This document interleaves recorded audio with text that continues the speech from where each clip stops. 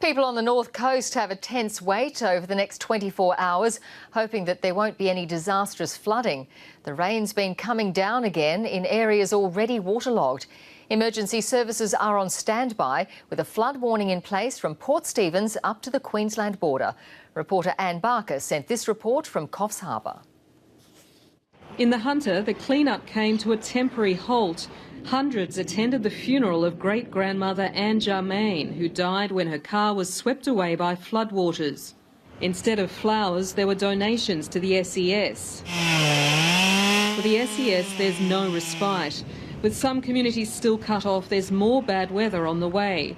With the respite we've had over the last couple of days, we're asking communities and members of the public to get themselves prepared. And it's not just the Hunter. Communities further north are being told to expect flooding. In Tweed Heads, surfers were making the most of the conditions and drivers are already getting a taste of things to come. If you plan on going down the Pacific Highway, there are areas that will flood, Don't make the trip this weekend, wait and put it off. In Coffs Harbour, residents are taking no chances. We're just getting a half a dozen bags because we've had flooding before and we're just protection, just in case. SES volunteers from Coffs Harbour were last week helping out in the Hunter Valley. Some only got home last night. They're tired, but they're pretty resilient. We work shifts and manage fatigue. We have to manage fatigue.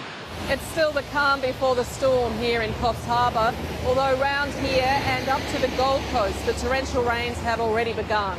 But the real storm is likely to hit sometime tomorrow. A period of certainly Friday and Saturday of heavy rain right across the region, and the rivers will start to rise and we are expecting some flooding. It's bad news for hundreds of touch football players who've arrived in Coffs Harbour for an international tournament over the weekend. The playing field is already turning to mud.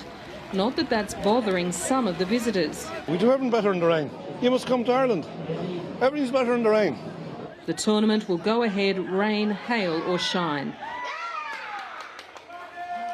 And Anne Barker joins us now from Coffs Harbour. Anne, what's the latest? Juanita, in the last little while, we've had a deluge of rain come down here in Coffs Harbour, and it's been like that through most of the day, although it has eased right now. But the expectation is that overnight and tomorrow there could be up to 350 millimetres of rain. That's an enormous amount, and I'm told that it doesn't take a lot for Coffs Harbour to see flooding in some areas.